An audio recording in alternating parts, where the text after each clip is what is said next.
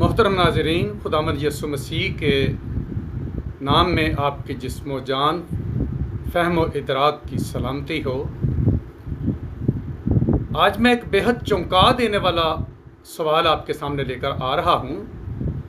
गुज़श्ता कई सालों से मुतअद्दिद अहबाब के आगे मैंने एक सवाल रखा कि आदम और हवा दोनों ने गुनाह किया, दोनों को सज़ा मिली, मगर सांप तो अकेला ही बाग में आया था। और लिखे हुए कलाम मुक़द्दस में लिखे हुए अल्फाज से मालूम होता है कि वो नर सांप था, उसकी मादा उसके साथ नहीं थी, ना ही उसके साथ हवा को बहकाने में शरीक थी। फिर मादा को किस बात की सज़ा मिली कि उसकी टांगें भी ख़त्म कर दी गई। तो कभी भी इस सवाल का मुझे कोई जवाब नहीं मिल सका। आज के इस पैगाम में बात इससे भी आगे जा रही है। आज मैं सिर्फ उस एक सांप और उसकी मादा की सज़ा की बात नहीं करने जा रहा, बल्कि सांपों की तमाम नस्लों यानी तमाम अक़साम तक सवाल को लेके जा रहा हूँ। अब तक की तहकीकात के मुताबिक सांपों की 32,000 अक़साम हैं और ये तमाम अक़साम ही टांगों के बगैर हैं। बाग में खुश्की का सांप आया था, लेकिन पानी के सांप भी टांगों के बगैर है। खा वो मीठे पानी के तालाबों में रहते हैं या दरियाओं नदियों में रहते हैं या समुंदर में रहने वाले हैं, सब के सब बगैर टांगों के हैं। कितनी अजीब बात है कि जुर्म खुश्की के एक सांप ने किया हो और सज़ा पानी में रहने वाले सांपों को मिले। इन तमाम हैरत ज़दा कर देने वाले और चौंका देने वाले सवालों का जवाब हम इस पैगाम में आज समझने जा रहे हैं। पूरी तवज्जो से इस पैगाम को सुनिएगा और कहीं भी इसे स्किप ना कीजिएगा। एक एक लफ्ज़ को ध्यान तवज्जो से सुनिएगा ताकि पूरी बात आपके ज़हन नशीन हो सके। तो आज के इस मज़मून में हम बहुत से नताइज मुंतक या इल्म दलील या असूलात इस्तेदलाल से अख्ज़ करेंगे। यानी बाज़ ऐसी बातें होंगी जिनके लिए डायरेक्ट हवाला हमें कलाम मुक़द्दस में नहीं मिलेगा, लेकिन जो नताइज हैं उनसे हम देखेंगे कि हाँ ये कुछ हुआ है। मसलन अगर आपके सामने पकी हुई रोटी ला के रख दी जाए तो क्या आप कभी भी ये सवाल कर सकते हैं या सवाल ये कभी किया है कि जी ये रोटी किस तरह बन गई है? आटा तो आपने मेरे सामने गूंदा नहीं, आपने तवे पर जो है वो आटा फैलाया नहीं, कैसे रोटी बन गई है? मैंने तो नहीं ये सब कुछ देखा, तो ये शायद ये रोटी नहीं है, ये तो कोई और चीज़ है। ऐसा नहीं होता।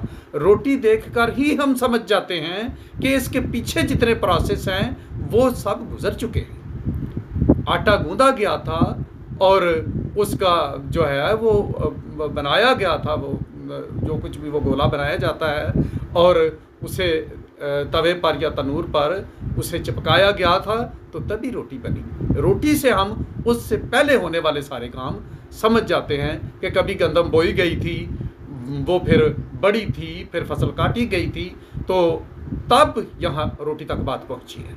तो इसी तरह और भी मैं कुछ मिसालें नेचर में से देना चाहूँगा कि अगर हमें कहीं दूर धुआं उठता हुआ दिखाई दे तो हम फ़ौरन उसकी दलील समझ जाते हैं कि कहीं आग जल रही है या कहीं आग लगी हुई है। तो इसलिए ये हम क्यों समझ जाते हैं? इसलिए समझ जाते हैं कि धुआं आग के बगैर पैदा नहीं होता, और इसकी एक कहावत उर्दू और इंग्लिश में भी मौजूद है। अगरचे हम करीब नहीं गए, हमने आग के शोले नहीं देखे, तो भी हमें यकीन हो गया कि इस धुएं के नीचे आग मौजूद है। ये नतीजा हमने धुएं से ही अख्ज़ किया कि जहाँ پر دھواں دکھائی دے رہا ہے اس کے نیچے آگ لازماً موجود ہے، کیونکہ آگ کے بغیر دھواں کبھی پیدا نہیں ہوتا۔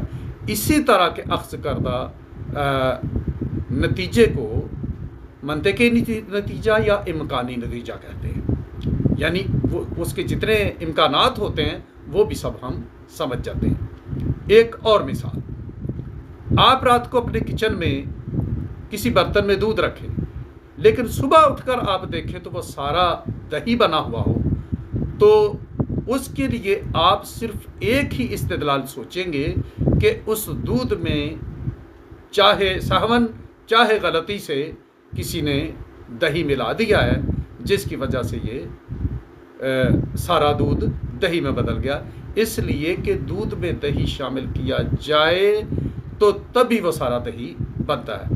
اب کلام مقدس میں سے میں ایک زندہ مثال دیتا ہوں۔ متی 13 باب کی 24 سے 28 آیات میں خداوند یسوع مسیح نے ایک تمثیل پیش کی تھی کہ کسی مالک نے اپنے کھیت میں گندم کا بیج بویا، لیکن رات کو اس کا دشمن آیا اور اس نے اس میں کڑوے دانے بو دیے۔ جب وہ دونوں اگے تو گندم کے پودوں کے ساتھ کڑوے دانوں کے پودے بھی دکھائی دیے۔ نوکروں نے آ کر مالک سے صورتحال بیان کی تو مالک نے کہا کہ یہ کسی دشمن کا کام ہے۔ اس مالک اور نوکروں کو اگر صرف ہم انسان ہونے کی حد تک سوچیں تو نہ تو نوکروں نے کسی کو کھیت میں کوئی اور بیج بوتے دیکھا تھا، نہ مالک نے، لیکن کڑوی گندم کے اگ آنے کا استدلال یہی ہو سکتا تھا کہ اگر یہ پودے اگے ہیں تو لازماً ان کا بیج بویا گیا تھا، اور اگر بیج بویا گیا تھا تو پھر یہ کسی دشمن نے بویا تھا۔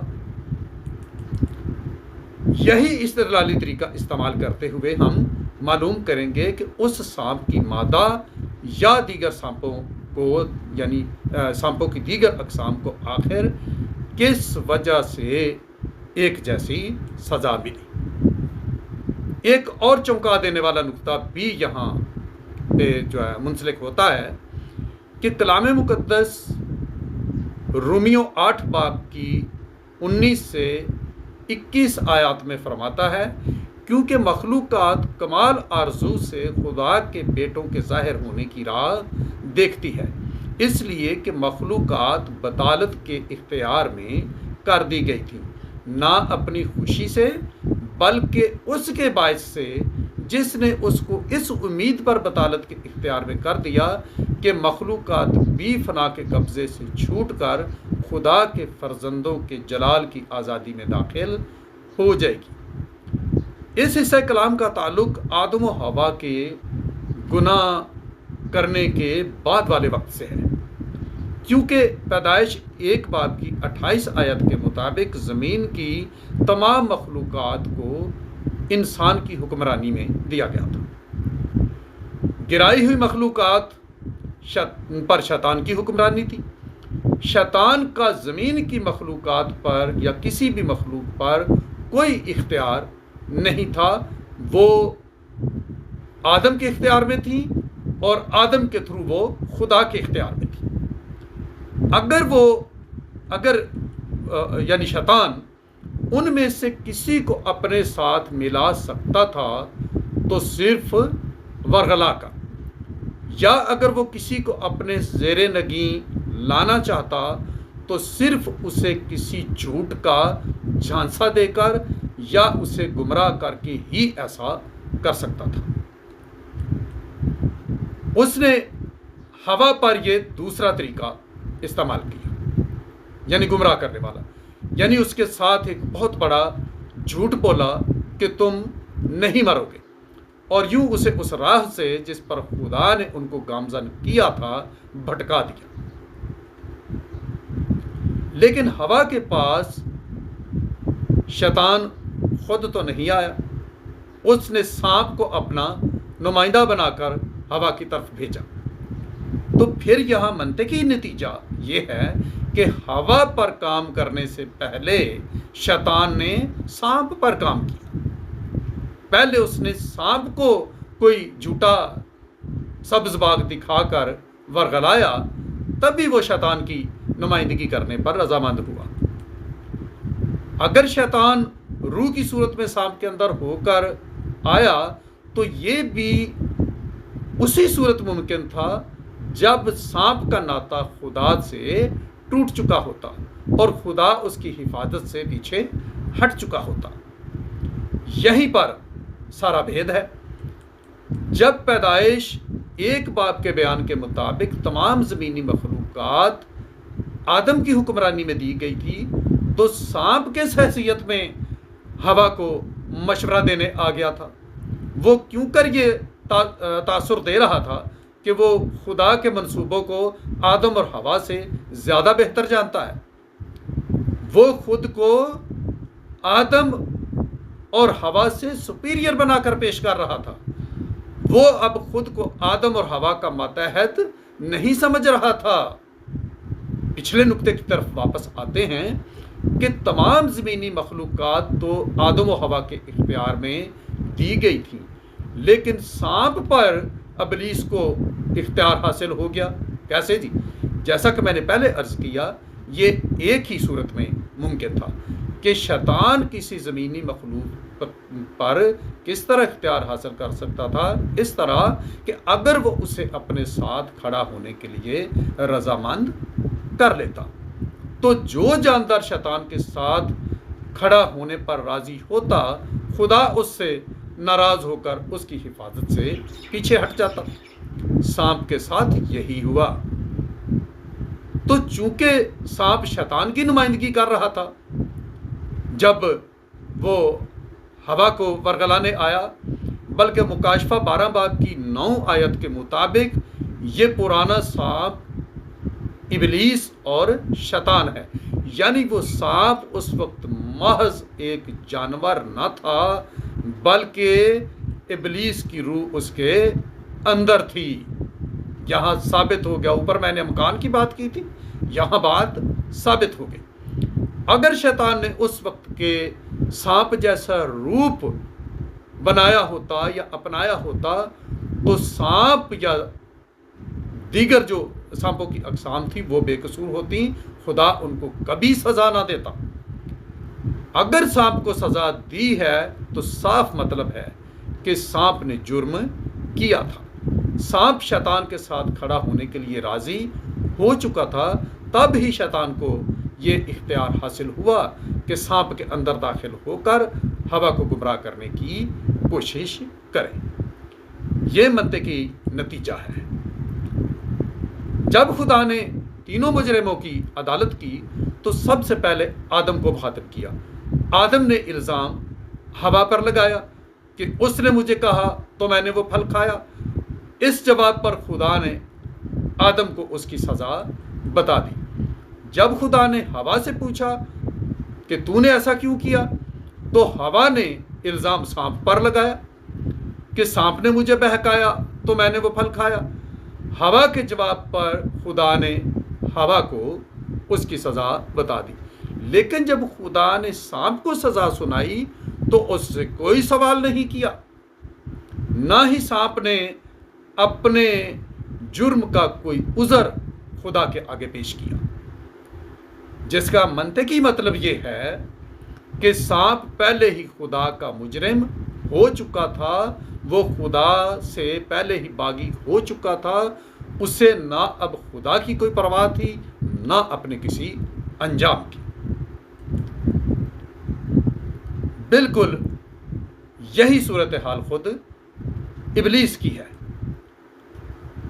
यहां खुदा ने एक सांप को मुखातिब किया और उसे सज़ा सुनाई। चूंकि उसने खुदा के गिराए हुओं का साथ दिया था। आप समझ गए होंगे गिराए हुओं से मेरा क्या मतलब है, यानी शैतान और उसके साथ जो फरिश्ते गिराए गए। इसलिए खुदा ने उसे भी टांगों से महरूम करके, यानी सांप को टांगों से महरूम करके उसे भी ज़मीन पर गिरा दिया कि उसकी तमाम नस्लें ज़मीन पर ही लौटती रहें। वो इंसान के बाद तमाम जानवरों से सुपीरियर था, कलाम में लिखा है। لیکن خدا نے اسے پست ترین کر دیا اور اسے خاک پر لوٹا دیا۔ اب ہم اس سوال پر بات کریں گے جس کا ہم نے ابتدا میں تذکرہ کیا تھا کہ اس سانپ کی مادہ اور دیگر 32,000 اقسام کو کیوں سزا دی گئی۔ خدا عادل اور منصف ہے۔ خدا کسی بے قصور کو کبھی سزا نہیں دیتا، نہ خدا کبھی کسی غلط فہمی کا شکار ہو سکتا ہے جس کی بنا پر وہ بائی مسٹیک کسی کو سزا دے دے۔ خدا سے کبھی ایسا ممکن نہیں، اور خدا کبھی ایسا نہیں کر سکتا کہ جرم تو ایک فرد کرتا اور خدا 32,000 بے قصوروں کو سزا دیتا۔ ایسا سوچا بھی نہیں جا سکتا۔ ایسی نا انصافی تو انسان کی عدالتیں بھی نہیں کرتی۔ جیسا کہ ہم نے دھواں اٹھنے سے نتیجہ اخذ کر لیا کہ اگر دھواں ہے تو اس کے نیچے آگ بھی ہے، ہم نے نتیجہ اخذ کر لیا کہ اگر سارا دودھ دہی میں بدل چکا ہے تو لازماً اس دودھ میں دہی شامل کیا گیا تھا۔ گندم کے مالک نے نتیجہ اخذ کر لیا کہ اگر کھیت میں کڑوے دانے اگے ہیں تو کسی نے یہ کڑوے دانے بوئے تھے۔ اسی استدلال کے اصول کو سامنے رکھتے ہوئے ہم یہ منطقی نتیجہ اخذ کر سکتے ہیں کہ اگر خشکی پر رہنے والے سانپوں، درختوں پر رہنے والے سانپوں، پانی میں رہنے والے سانپوں، تمام کی تمام اقسام پر سزا لاگو کی گئی ہے تو لازماً یہ سب کے سب خدا کے مجرم تھے، ورنہ خدا کبھی ایسا نہ کرتا۔ اور ان کا ممکنہ جرم کیا ہو سکتا تھا؟ ہم یہ نتیجہ بھی اخذ کر سکتے ہیں کہ دیگر مخلوقات جس طرح آدم کے تابع رہیں، سانپوں نے شیطان کے برگلانے میں آ کر آدم کی حکمرانی میں رہنے سے انکار کر دیا۔ انکار کیا تو تبھی وہ آدم و حوا کو بھی وہ صلاح دینے آ گیا،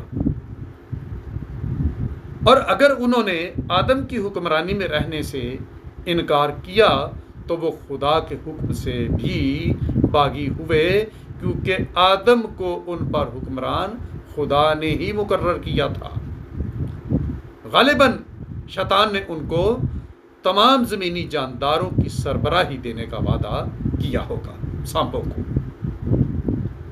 آگے چل کر ہمیں ابھی اس نقطے پر پھر بات کریں گے۔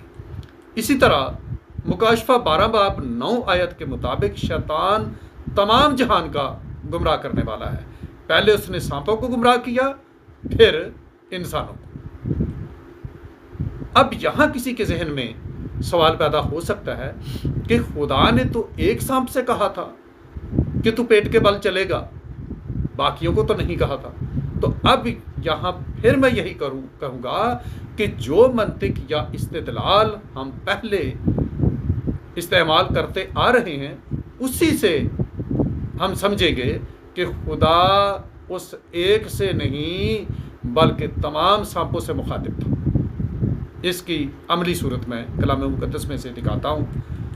مکاشفہ 2 اور 3 باب میں 7 کلیسیوں کے پیغامات کی طرف آپ کو کی توجہ میں ذرا مبذول کرانا چاہوں گا کہ وہاں کلیسیا کو نہیں بلکہ خداوند یسوع مسیح نے ہر ایک کلیسیا کے فرشتے کو مخاطب کیا، لیکن کیا در حقیقت وہ سارا پیغام فرشتے کے لیے تھا؟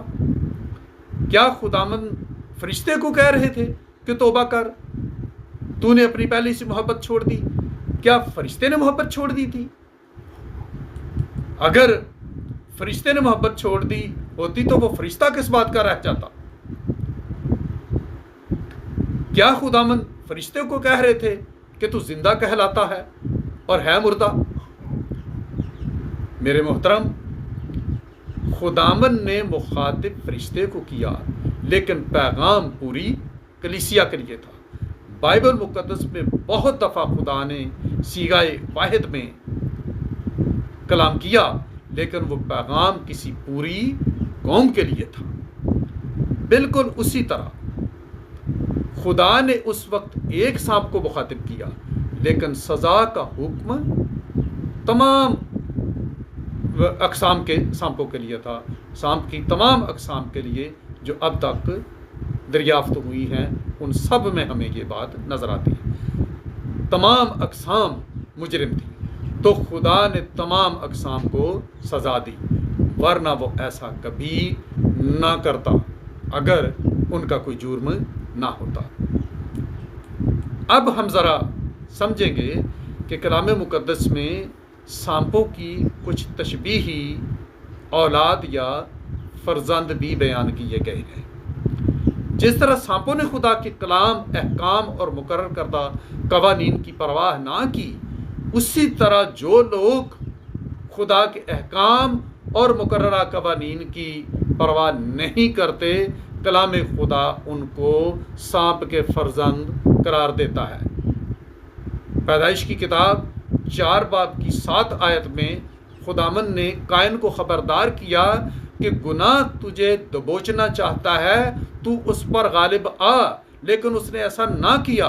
उसने खुदा के कलाम और फरमान की कोई परवाह ना की और हाबिल को कत्ल कर दिया और उसे पहला यूहन्ना 3 बाब की 12 आयत में शरीर का फर्जंद कहा गया है। मत्ती 3 बाब की 7 आयत में यूहन्ना बपतिस्मा देने वाले ने फरीसियों और सदूकियों को सांप के बच्चे कहा, इसलिए कि वो कलाम की परवाह नहीं करते थे, बल्कि अपनी रवायात को अहमियत देते और मुजस्सम कलाम को भी वो रद्द करने वाले थे।